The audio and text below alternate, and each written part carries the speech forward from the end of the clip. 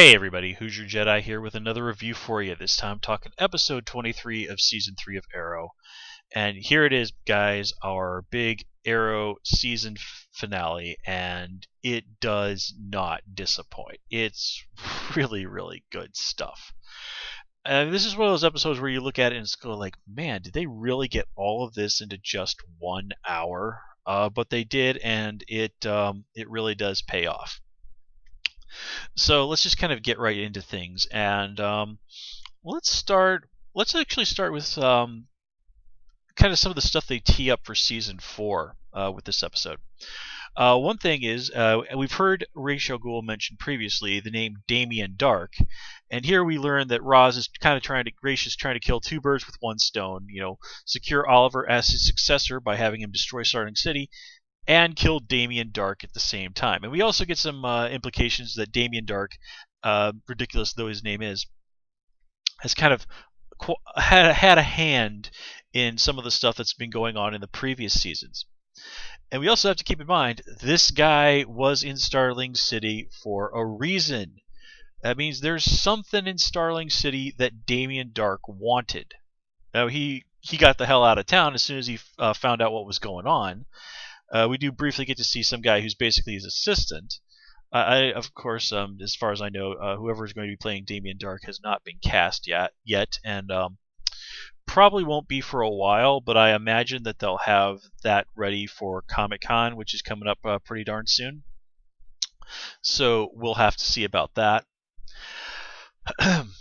So yeah, Damien Darhk, not a character I really know a huge amount about. He's not a very big character in the comics, so presumably he's just one of the characters they grabbed and like, okay, we'll take some of the basics from him and use that to sort of really make our own version of the character. And given that this character isn't really prominent in the comics, it wouldn't surprise me at all if a few years down the road, if they use Damien Darhk again, it'll probably very much resemble the Arrow version of the character. I mean, currently in the comics, Green Arrow, more than a little bit, has obviously taken a few cues from the show. John Diggle and Felicity Smoke have been introduced into... John Diggle has been introduced into the DC universe. Felicity Smoke was a pre-existing character. She's been in the New 52 reinterpreted to be very similar to Felicity from the show. Just sort of imagine Felicity with a few more years of being a supporting, supporting character for superheroes, and you kind of have how Felicity in the comics currently is. So, just pretty much a little bit more experienced version of Felicity. Also, this episode it ends on generally a pretty happy note. Now it's been said by Mark Guggenheim and Stephen Amell that the costume as we know it for Oliver, like Oliver as the Arrow, is pretty much finished. It's been heavily implied that he's going to start calling himself Green Arrow in the coming 4th season. Now this does seem to be a little bit in contrast to what we've seen from the Legends of Tomorrow trailer, and just for the record, I'm going to assume that you've seen that. But there's a lot of ways that we can kind of interpret what it is they're saying. I'm guessing they're probably going to just tweak his costume a bit, and at some point during season 4 he will begin using the name Green Arrow, because we've seen in the newspaper from the future on The Flash that they do reference the hero Green Arrow, which of course will be monstrously ironic, as back in season 1 it was actually Malcolm Merlyn who suggested the name Green Arrow for the Vigilante. So one way or another, like it or not, it really was Malcolm Merlyn who came up with the name of Green Arrow. And we'll talk about Malcolm more in a bit. But it has been kind of said that season 4 is going to be a little bit lighter in tone, and that's cool. Oliver's kind of at a point where he's like, okay, I'm going to enjoy this relationship with Felicity. I really can rely on my friends. I don't have to constantly sort of act as if everything that's going on here in the city is my responsibility. I can share this burden, and just generally he's decided he's going to enjoy life a little bit more.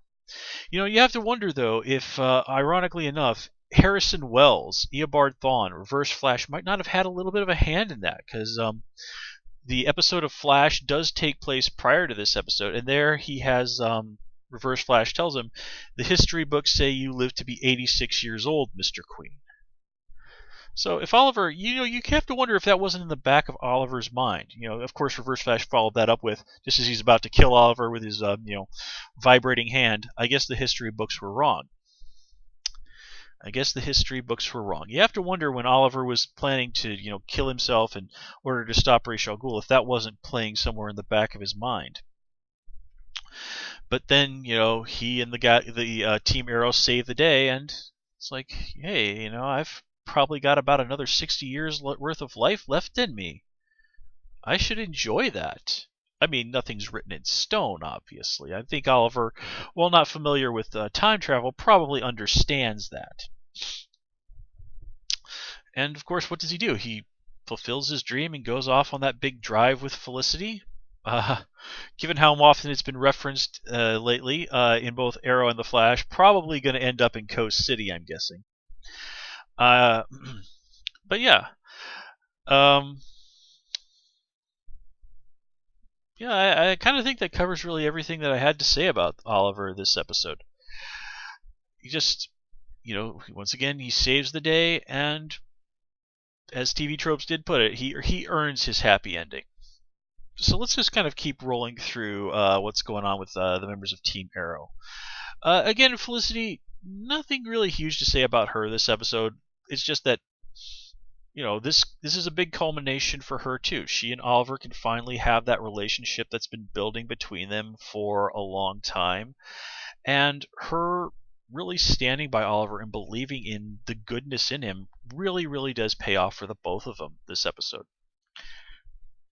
And of course, we get to see that awesome moment where Felicity puts on the Atom suit and saves Oliver. I mean, I saw that coming as soon as Ray said, I can't go and save Oliver, I have to do this, or a whole bunch of people will die.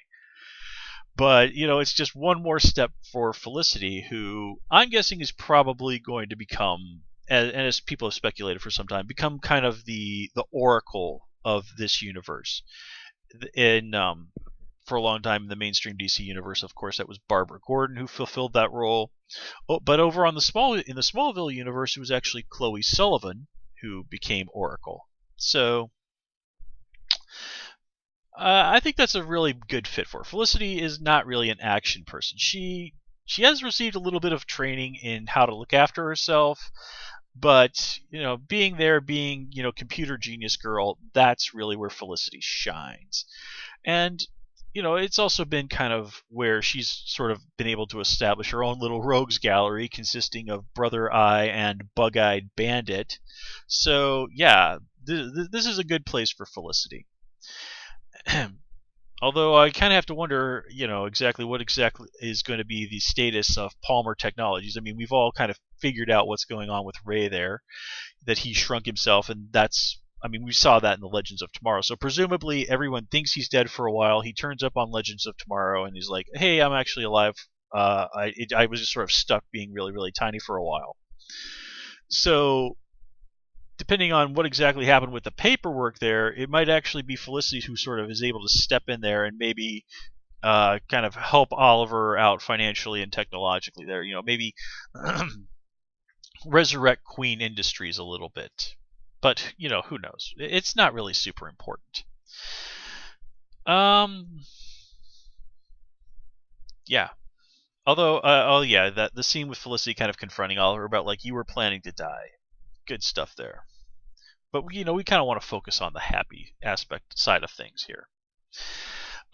Somebody who is not terribly happy, of course, was Diggle, and of course Oliver gets a punch in the face for that. And they do really have that nice scene those nice scenes where it's very clear that Diggle makes it quite clear, I don't forgive you for what you did to my wife, but we need to deal with this.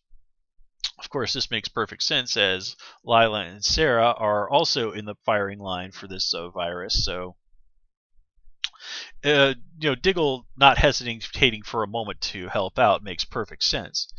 And then there's even that scene at the end where they make, well, not exactly peace, but they do kind of show that they understand each other. Oliver has not been forgiven for what he did. That's not going to come easily. But I think Dig will eventually forgive him. But I think it's just more of a moment of establishing, saying like, look, we have some issues between us, but we still. I don't know if I can even say respect, because did make it quite clear last time around that that cost Oliver his respect. This episode, though, I think he really might have earned some of that back. I mean, yes, Dig is still pissed at him, and it has every right in the world to be. But Oliver was willing to sacrifice his life, sacrifice everything, in order to save the people of his city, and that included, all of Dig's friends, his family, his wife, his daughter. Remember, he has his ex-sister-in-law Carly, his nephew. So, as pissed as Dig is, it really would be very hard for him to not respect Oliver, at least a little bit, for doing that. I mean, Dig's a military guy, and among military people especially, being willing to sacrifice your own life to protect others, especially the people who are closest to you, the members of your team, your unit, that is the highest possible respect that you can earn. So, let's see. This episode, I was surprised. We honestly do get to see Thea in a costume. I really was not expecting that until season 4, but it's really damn cool. I'm not 100% sold on the costume at the moment. I kind of hope it's not that it looks bad or anything. It's just kind of like, I think it just sort of needs a little bit of tweaking, but that's just my personal opinion on it. And it wouldn't surprise me if they do tweak the costume just a little bit, just to sort of show like, okay, this is what Thea kind of came up with on the fly on the quick. Now that we're gonna give her a little bit of time to think about it. She's gonna make some adjustments. And I really did love that joke where she was like, "I'm thinking about calling myself Red Arrow," and Oliver's like, "Yeah, I already told everybody to call you Speedy." And of course, Red Arrow is the identity that Roy Harper currently uses in the comics. He abandoned Arsenal and took up Red Arrow as his name. And we get to see Thea help Dig take down one of the League of Assassins. Cool, good stuff. And we do have that really nice scene with her and between her and her dad, just making it clear that like, look, I'll always you helped me become strong, and I'm grateful for that. But you also brainwashed me into murdering my friend, so we're not cool. And that kind of ends things on probably about the most positive note Malcolm could ever hope for. His daughter is not a fan of his, but as much as she might deny it, he does have a bit of gratitude from her. Even, I think, a little bit of respect. Not love, but just that drop of respect. And for a man like Malcolm Merlyn, you gotta take what you can get. I mean, hey, at least his relationship with his daughter is better than Raish had with Nyssa by the end of things. So that's a positive. Again, nothing really particular to say about Ray this episode, so I guess we might as well move on and talk about Malcolm, because he was technically a member of Team Arrow this episode.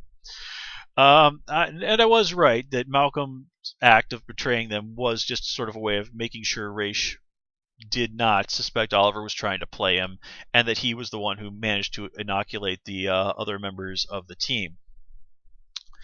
And this episode, again, just I loved it when Malcolm goes in there and he just immediately takes charge of everything, and people are like just staring at him. He's like, "What, did I stutter?"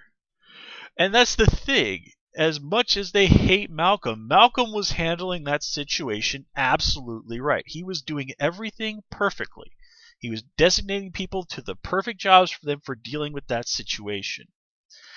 So, as much of a bastard as Malcolm is, the man knows his stuff. I also have to give him points for, because John Barrowman is hilarious. Did I stutter? Like, the words you're looking for are thank and you. That was some great stuff. And it was just fun watching Malcolm go out there and like just break some dude's neck. And then at the end of this, Malcolm gets made the next Ra's al Ghul. He even mentions the prophecy of having survived Ra's al Ghul's blade via the torture.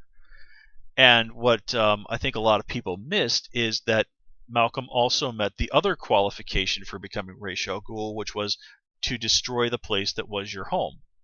He already did that back in Season 1. Now, granted, he didn't destroy Starling City completely, but not for lack of trying. And he did kill more than 500 people, so he can say, hey, close enough. And then, so really, this for most of the season, all he's really wanted to do is kind of get away from the League of Assassins and make sure that Ra's al Ghul doesn't kill him for all the stuff he's done. Here, he ends up becoming Ra's al Ghul. So, in a lot of ways, big winner this season is Malcolm Merlyn. I mean, yes, he kind of has lost his daughter's love, whatever the amount of that he might have had. But on the other hand, he's now the leader of the League of Assassins, and commands an army that he could do with anything he wants with. And while Oliver isn't exactly an ally of his by any stretch, Oliver does make it clear, like, I don't forgive you at all for killing Sarah, but whether or not we're enemies from now on out depends on you.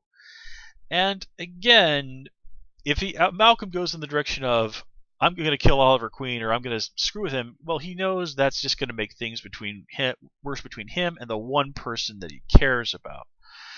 Now, are Oliver and Malcolm going to end up in conflict again? Of course they are, because that's boring if they don't. But still, I think he's going to try and at least tread lightly for the time being around Starling City. And I love that scene where he's like, Nyssa is like, I hate you and all this other stuff, blah, blah, blah, blah, blah, you killed my beloved. And Malcolm's like, yeah, okay, fine, you hate me. But you're the second in command here in the League of Assassins, and until you're ready to actually try and take a crack at me, you're going to obey. And she does, because, well, Nyssa's lost 4 fights to Oliver, and Malcolm is basically kind of about the only person around, one of the few people around who's probably an equal to Oliver. So Nyssa knows she can't take Malcolm Merlyn, not right now. Now, and this of course puts her in a position to be somebody who can really cause some drama on the League of Assassins side of things. So yeah, cool there. Hold on one second, I got something weird going on with my computer. Oh, alright, never mind. Okay, we'll fix that. Problem fixed. Oh yeah, we also have to talk about Barry's guest appearance here. And this is a nice little callback to Oliver asking him, saying, I'm going to need a favor from you, back on The Flash. And it really was cool to see Barry just take on the League of Assassins and just, yeah, you guys are nothing to somebody like The Flash. And of course, him calling the Lazarus Pit a hot tub, and complaining about Felicity outing his identity to Malcolm Merlyn. I mean, all good stuff. And he does offer a perfectly reasonable explanation of like why he can't hang around, which is like, hey, I got to deal with all this stuff with the Reverse Flash. There's also the fact that, hey, if Barry was around, this whole thing with the League of Assassins would be over with in no time. So cool, though. Let's see, what else do we need to talk about? Oh yeah, we also we get to see Laurel confront her dad, and I really like that she really kind of gets on Quentin's case about this. It's like, I'm only taking 2 drinks a day. And he's like, Dad, we're drunks. We can't even have one. It's sort of like imagine the elementary version of Sherlock Holmes going like, well, I'm only doing smack on the weekends, Joan. It's not a big deal. It's like, no, man. She is really absolutely right there, that Quentin is backsliding. And he's been an enormous dick for quite a while. Not without his reasons, but still. But whatever the case, Laurel kind of yelling at him does seem to have gotten through to Quentin a little bit, because he's gone off from his stance of like, I would be totally glad if Oliver was dead, to him, kind of giving him a heads up and trying to make sure he doesn't get gunned down by a police sniper. And of course, Oliver only survives that whole police sniper thing. Quentin wasn't quite able to deal with that situation because the League of Assassins gear is apparently also bulletproof. So, Quentin has come back around at least a little bit. So you have to wonder, well, if Oliver comes back into the whole situation with a somewhat more positive attitude, well, where is that going to take his relationship with Quentin? Never mind the question of, oh, hey, Sarah does indeed come back in Legends of Tomorrow. And so you have to immediately wonder, well, what's going to happen when she turns up and Laurel and her dad see her again? What's going to happen there? And you also have to wonder, well, hey, wait a minute. How did Malcolm Merlyn say it was okay for her to be brought back in the Lazarus Pit? I mean, man, talk about the ultimate way to get Nyssa to shut the hell up, huh? It's like, here's your girlfriend back. Shut up. So yeah, let's see. We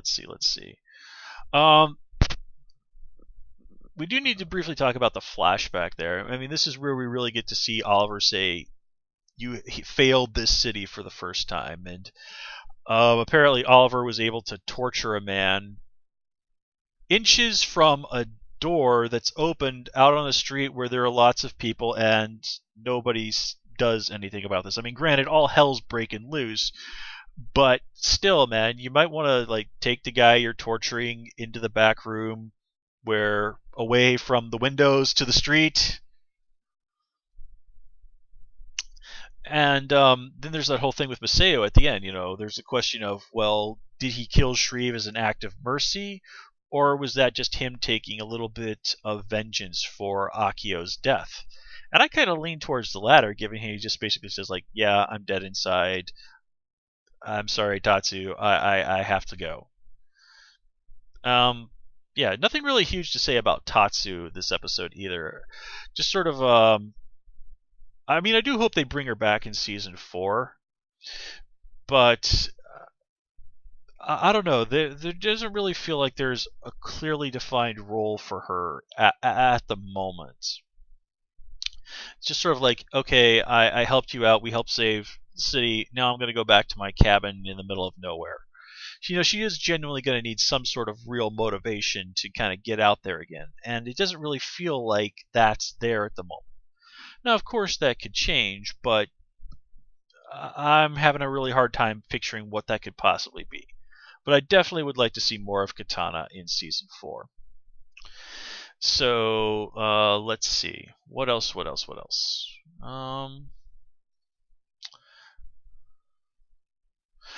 Getting back to Ra's al Ghul for a minute, I was a little like both surprised and I don't know, disappointed because when with the fight at the dam, it's like, okay, Ra's is about to kill Oliver, and then Oliver does some crazy thing with his arms and just drives the sword through Ra's heart. Okay, wow, Oliver, why didn't you do that back on the mountain? Okay, whatever. Now the people behind the scenes have said, like, yeah, we're not bringing this Ra's al Ghul back. Malcolm Merlyn is Ra's al Ghul for now, so I'm fine with that. And I really did like that bit where Oliver sort of says that little prayer for whatever might pass for Ra's soul. Although again, this is a guy who was big on murdering people, pretty much willing to condemn his daughter to both death and being married to a guy when she's totally not into guys and doesn't want to have kids and all that other stuff. But Ra's really was a good villain. There were moments where you really sympathized with the guy. He never really wanted to become Ra's al Ghul. He just was an ordinary guy with a happy life, and this was forced upon him. But he chose to embrace it. He chose to use his own daughter as nothing more than a pawn to decide that her happiness meant nothing to him. And that, in a lot of ways, is really just as bad as wanting to murder a city full of millions of people just to sort of help secure a legacy for himself. So anyway, guys, I've been rambling for the better part of half an hour, so I'm going to call it here. Again, Arrow season 3, really, really well done. I mean, it like all the previous seasons and like all TV shows, it had its low moments. It had its moments where it kind of fell down a little bit, but still, man, this is such a great show. And I am absolutely, utterly looking forward to season 4. So with that said, guys, we're going to call it here. As always, please comment, rate, and subscribe. And of course, you can follow me on Twitter at Hoosier Jedi. Until next time, take